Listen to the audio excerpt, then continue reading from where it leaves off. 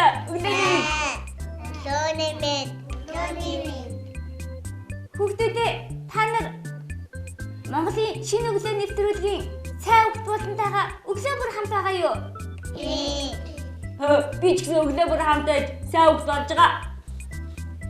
За тэгэхээр найзуудаа өнөөдөр бүгдээрээ зөв суухын учрыг үзье. Тэхүү найзуудаа. За хүүхдүүдээ зургийг ажиглаарай. Зурган дээр хүүхдүүд яаж суусан бэ? Хамбата.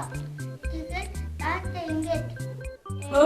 Нэг нь бүгдийгөө суусан байна. Тийм ээ найзуудаа. Нэг нь тэгшэн суусан.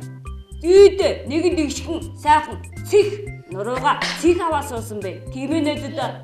Аль нь зөв бэ? Нурууга бүгдийгөө суусан зөв үү?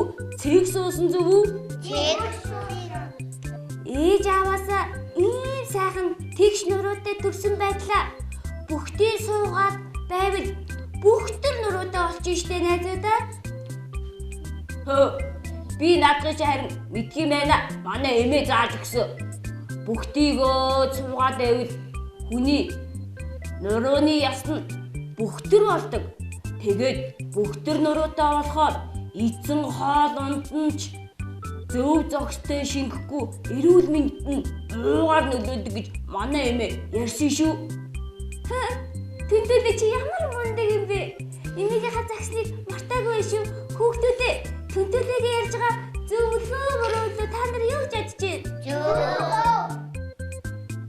байна? Баярлалаа найзуудаа.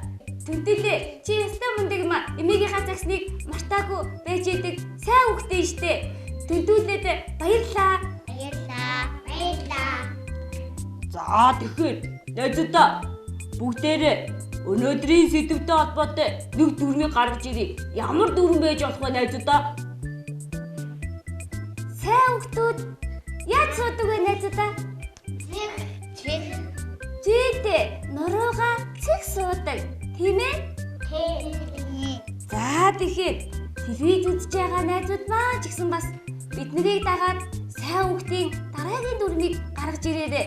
Бүгдээрээ зэрэг дүрмээ хэлье. Сайн хүүхдүүд нуруу цэг зөв суудаг. Нуруу цэг зөв суудаг. Зүйдээ баярлалаа найзуудаа. Ингээд маргааш өглөөний Монголын шинэ өглөө нэвтрүүлгийн сайн хүүхэд болонтой дахин уулзлаа. Түр баяртай найзуудаа. Баярлалаа.